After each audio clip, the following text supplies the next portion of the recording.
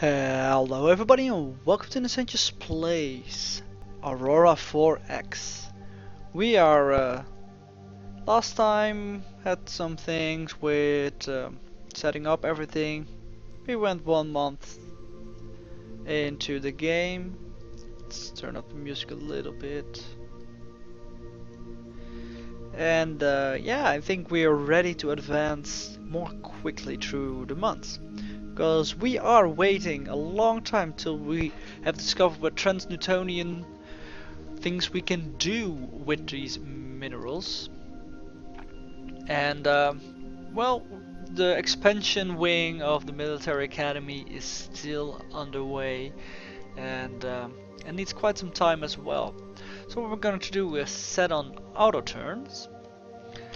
Zoom out a little bit. Well, maybe we just want to see these comets zooming around.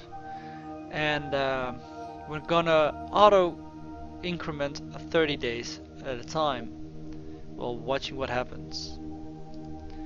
Here we can see all the events that are happening. And somebody has been killed in an accident, unfortunately. May she rest in peace. Somebody has has a serious medical problem. It won't do anything for her now, but later on she will be replaced probably. And there it is. We are at the 1st of April in the year 3 New Reckoning, and we have finished the construction of the military academy on New Earth. So you can see that anything really important happens, the game stops.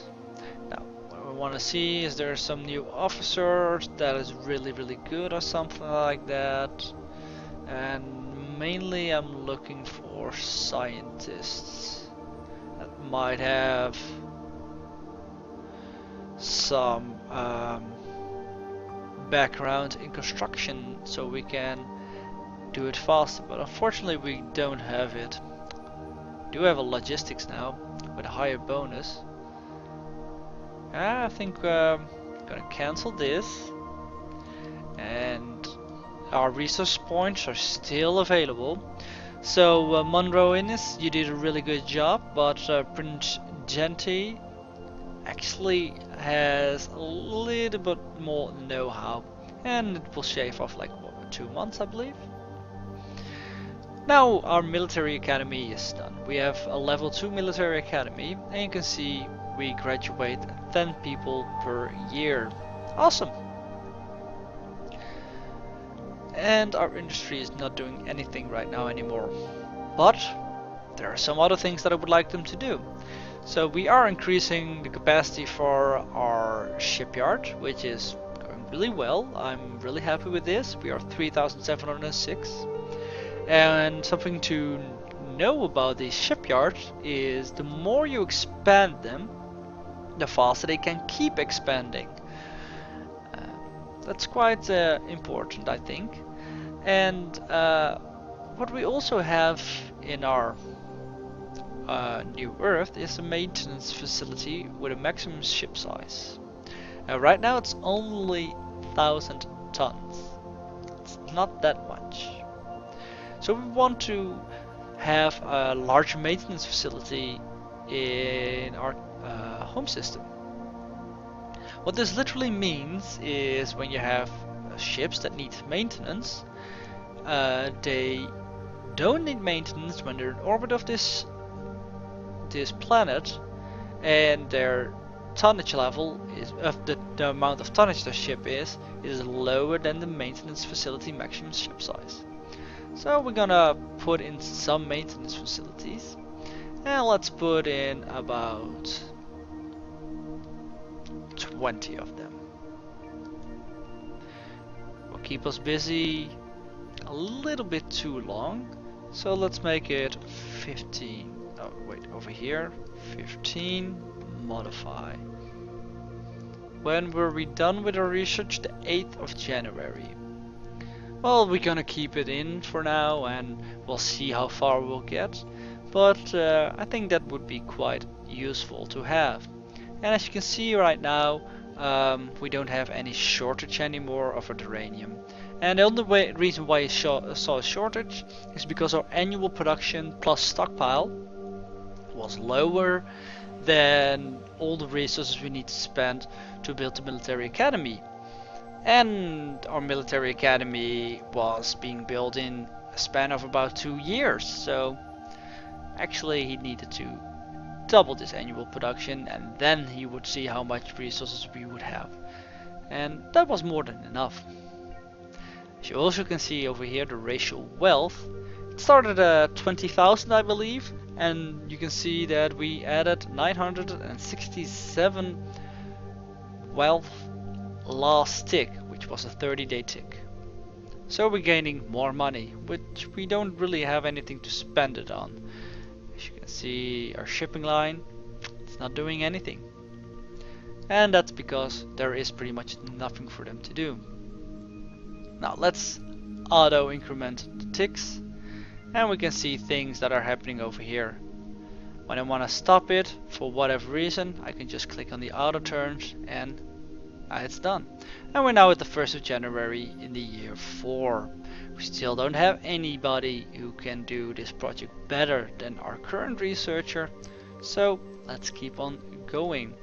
And we can see we have built, of the 15 that we queued, 5.55 of them are built. And you can see the maintenance facility maximum ship size has increased. Awesome. And it will keep increasing. Let's keep on auto turns and go on.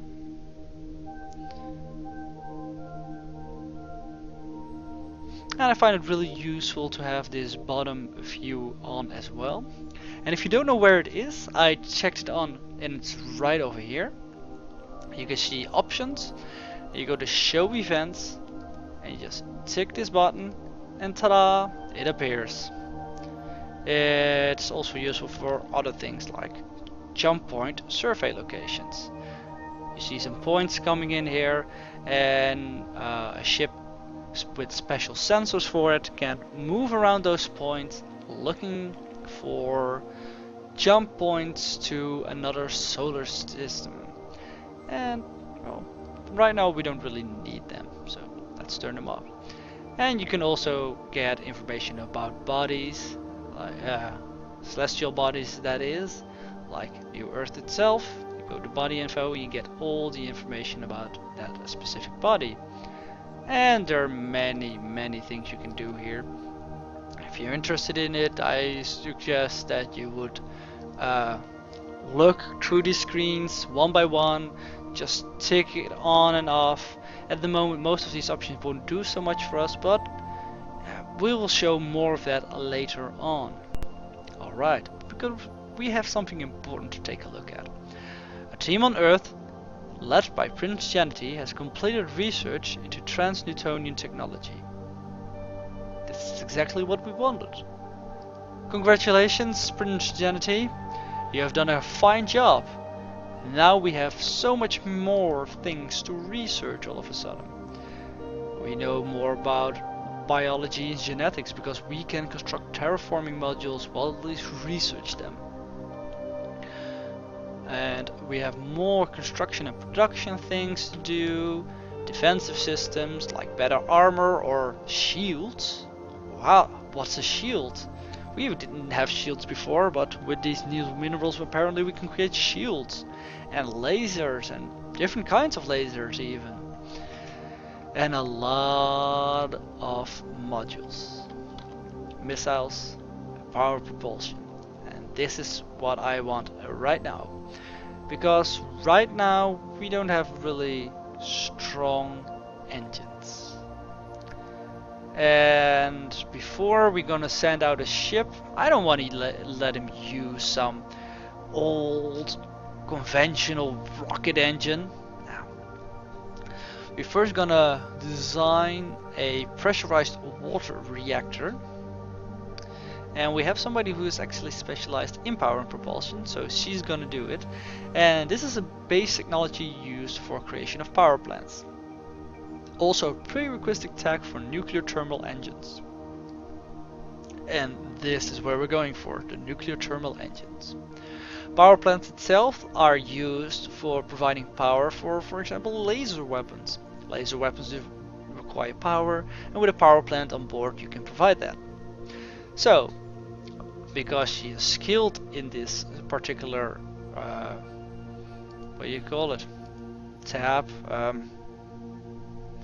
field of research, I guess. She gets a bonus of not 20 but 80%, and you can see it is reflected over here. Great. Now this is going. Let's go back to industry. We are still building a couple of one maintenance facility, and you can see we have upgraded our facility maximum ship size already. And I'm gonna probably not cancel it, but I'm gonna make it at 0% of our construction ability. Now we have 1000 conventional industry in our home system, and we can use that because this CI stands for conventional industry, and we can transform it into more useful industry. Right, what do we want? Well, the first thing we want is construction factories. Second thing we want is mines. And third thing we want is fuel refineries. Fighter factories and ordnance factories are not that important right now. We're not gonna build any fighters in the coming years, nor are we going to build any ordnance in the coming years. And therefore I find it useful to omit those in the beginning and later on build them as new installations. A thing to remember now is that our conventional industries do all our mining. So if we start with converting all our conventional industries in production and then build some mines, in that then piece of time we will not be mining any minerals, and the more we convert from our conventional industry to construction factories, the lower our mining output would be per year. So we have to start getting some construction factories, but also want to keep up on the mines. Now, how much do we want? We have 1000 conventional industries, and I'm going for something like 700 factories, 200 mines, and 100 fuel refineries. I think those numbers are pretty much okay. So let's queue them up. How many do we want? 700. And 80% of our current construction point limit is going to go to that. With the 20% we have unused at the moment, I'm going to convert CL to mines, and that's going to be 200 and uses 20%. Alright. Right now it shows that it will be done in the year 19, but I can tell you already that's not the case, because the more we convert of our conventional industries to construction factories, the higher our construction points will be, and the faster we will construct things. Now let's go back to the shipyard. You can see it has expanded its capacity quite a lot, and it is so far that I would say you're done for now. You don't need any more extra capacity as of yet. Later on, probably we will be able to construct some bigger ships than just 6,791 tons, but not for now. Right now we will wait until our industry has been converted and we've got some pressurized water reactors. Monroe Ines is going to do her utmost best to produce this for us. So let's continue. And in the 1st of December we should be able to get it. It will take over 1 month. No rounding errors, and it's probably maybe not exactly the 1st of December. Maybe it would have been done on the 2nd of December. Very well.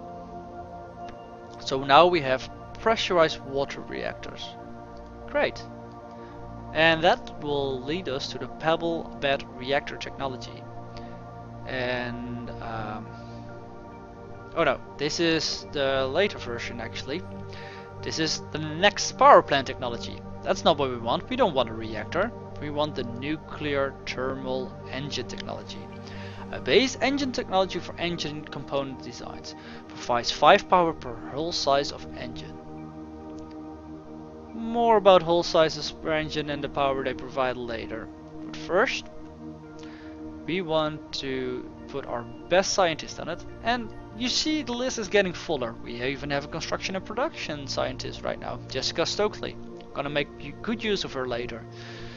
But now we only are interested in power and propulsion scientist. And Monroe is, you're still the best guy for the job, so go get it.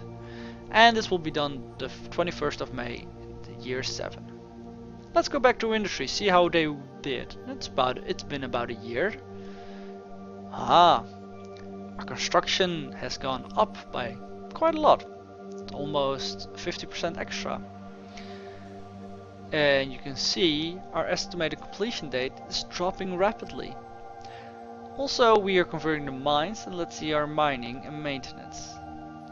Even though we did destroy some of our conventional industry, our production is actually going up. Because even though we're only spending 20% of our capacity in converting mines, those mines are so much more efficient in building those, of extracting those minerals, that we are actually increasing our output of minerals. Well, that's exactly what we want, right? More minerals?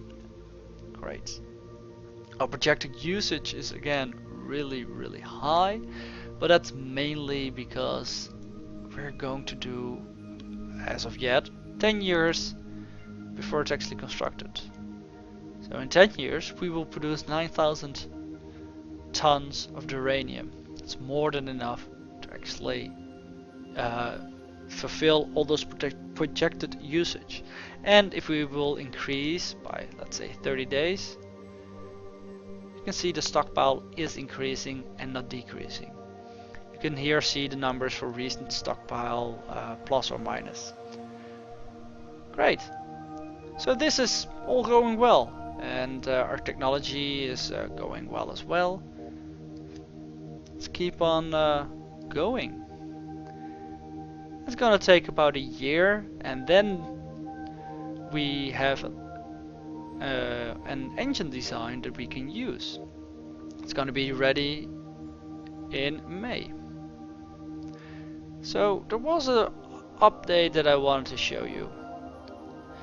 Over here you can see that people have been assigned to the same job they did pretty much before. This is the assignment cycle of 24 months. But this time it was special. A lot of people didn't got any assignment during the past 6.2 years. They have deemed surplus to requirement and are released from the service.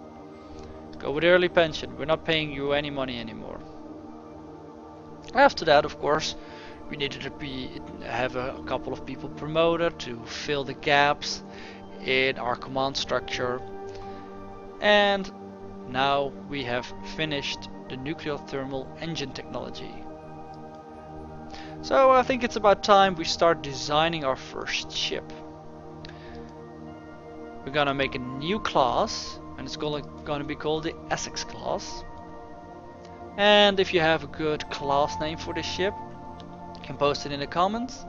I can always rename it later. And it's gonna be a geological survey vessel, because we really would like to know what is out there. We would like to see how much minerals the rest of our solar system has. Hopefully there will be at least some thorium in our gas giant. Thorium is the mineral that we refine into fuel. And considering our situation, I would really like a couple of asteroids or maybe even the moon or Mars to have a sizable deposit of uranium. We could really use some more uranium. It's being called the steel of Aurora 4X, and yeah, it's really important we have some of that. Alright, so let's start designing a ship. Hold on, there is no engine over here. How can we design a ship without an engine? Did we just research an engine? Kind of. We researched the concept of that engine. We now know how it works. We have proven that it works in lab situations, but that's not how you build an engine. We need to design the specific engine for the task we have in mind, because you can do a lot of things about it. Remember that it said it gave 5 power per hull size? Well, what's the hull size? So we need to design pretty much every module in this game. There are some things, like you can see over here, there are some modules already that we don't have to design, but many modules need to be designed by us. So let's start with the engine. We want an engine. The engine technology that we're going to use is the nuclear thermal engine technology. Great! That's exactly what we want. We don't want any of those conventional engines. Those are really inefficient. The engine power, we can have it at full power, and it will have a fuel consumption of just 1. But if we go to 50% power, it has a fuel consumption of 0.18. It's a lot less. We can also reduce fuel consumption by technology. It now consumes 1 liter per engine power hour, EPH. But with later technologies we can reduce that to, for example, 0.5. Saves more fuel. Thermal reduction is every engine has a thermal signature, and enemy spaceships can use thermal sensors to look for my engine signatures to know where I am, if I'm coming, such things. And we can reduce that as well, but at the moment we can't. And then another important thing, engine size. It says here 5 hull size. Of hull sizes. And remember that we got 5 power per hull size. Well, engine power over here is 25. If we go to 1 hull size, it has an engine power of 5. But there's a really important line over here. Engines of 25 hull sizes or greater with a power of minus 50% or lower are classed as commercial. And why is being classed as commercial interesting? Because we are going to build a commercial size vessel. Well, the reason why it's so interesting is everything needs maintenance. And commercial ships don't require that maintenance, they are exempt from it. And that's really important. And so this is the design we're going for. It's gonna be really large. You can see the size in tons. It's 2,500 tons just by itself. It's really heavy. And we're gonna make it as efficient as possible, because we need a power of minus 50% or lower. Otherwise it's not classed as a commercial engine anymore. If we go to 0.55, it's a military engine. But now not anymore. And we need to development costs. We have a development cost for this project. When we've created this project, create, still not listed here. What we need to do is we need to research it. So we go back to power propulsion, go back to Monroe Ines, and create a research project. Luckily, it will be done in slightly over 2 months, but it still needs to be researched. But we can probably figure out what we want, What else, other things we want on this ship? Well, the thing is, what the rest that we want is not really yet available. We need more research. Conventional start is really slow. So we're gonna increment by 30 days. So we're in July. Another 30 days. In August. And on the 3rd of August, this is completed. Now we can go to the 3rd of August, but remember what I said, that all these things are updated in 5-day increments? I'm gonna show you right now. So let's go 2nd of August, 3rd of August, and you can see the completion date keeps skipping ahead. 4th of August, 5th of August, 6th of August, and all of a sudden it's done. Because the 6th of August was the 5th increment of those days, because we started at the 1st. And now we have a engine. Let's see, can we put it on here? Design view. It fits. We now have an engine on our small Essex class vessel. It's really heavy, but we upped our space yard so we can use it. Now, how long do these people need to be in space? Because they have a deployment time. I usually go for 10 years. That way they don't have to go back home so often. We are doing groundbreaking work over here, and the people on the ships know that. So they are prepared to stay a long time in space. But we want them to do a geological survey. And at the moment we really can't, because we don't have any modules for it. So we go back to research, go to sensors and fire control, and yes, there is a geological survey sensor. And we have a couple of sensor and fire control people who are specialized in that, but King Philby is still the best. So King, go ahead and work on that project. Our industry is converting. We are now in construction of 3,360 construction points. And that's a lot more than the, what was it, 1,000 we had before. And we can see over here how many facilities we have. Conventional industry still 740, and we have 200 construction factories. Also, our mineral production is ramping up. And like this, we will slowly build out. Let's go back to auto turns. To go for 30-day increments.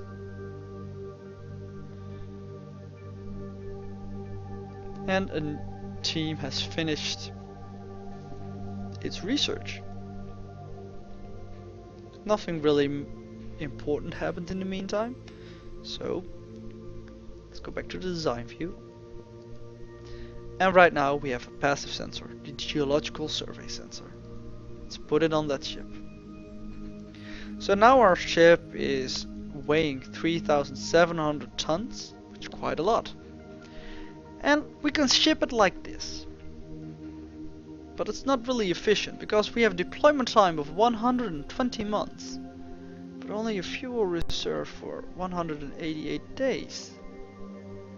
So why would we deploy people for 10 years if we can't only hold out for about half a year? Probably less, because we need to make sure that they actually can go back. So let's put on some extra fuel storage. This will increase, of course, the weight of our ship, slow us down as well, but we will use it wisely. And we have for 22 days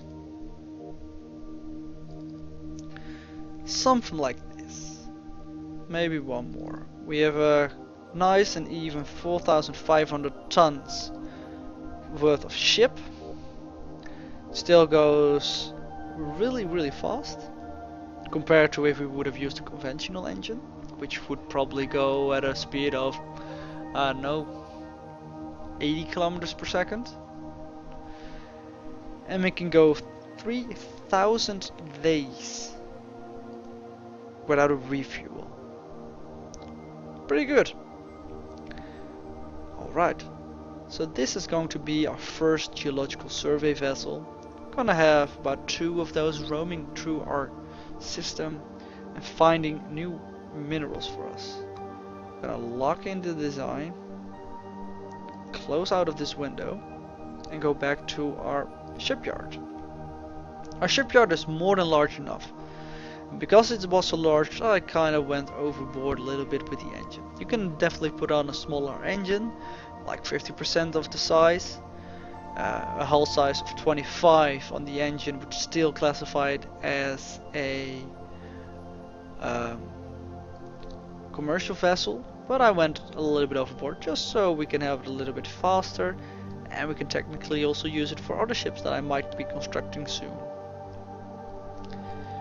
Another important thing about it is engineering space. You can see over here that it has MSP and a max repair MSP. I kind of forgot what MSP stands for, but I think it is maintenance supply points. Don't quote me on that. When something breaks down, we use the maintenance supplies to fix it. And the module that has the highest maintenance supply cost is the geological survey sensor, and therefore the max repair MSP is 100. We have 1 engineering space on board, which is an MSP of 53. If we would have needed to match this 100, we could have added more engineering space and we will be getting enough maintenance supply points. But since this is a commercial vessel, we don't have to worry about things breaking down. So we don't really need to be over this. Normally, if you're designing anything that's classed as not a commercial vessel, you need to have enough MSP, more MSP than the max repair rate, or things will break down and you will be unable to fix it. Now if that thing is your engine, for example, you're in a big problem. You need to have a tug or something like that, a space tug, to get you back home. But luckily, since this is a commercial vessel, we don't have to worry about that. Alright, let's close out. Go to our shipyard.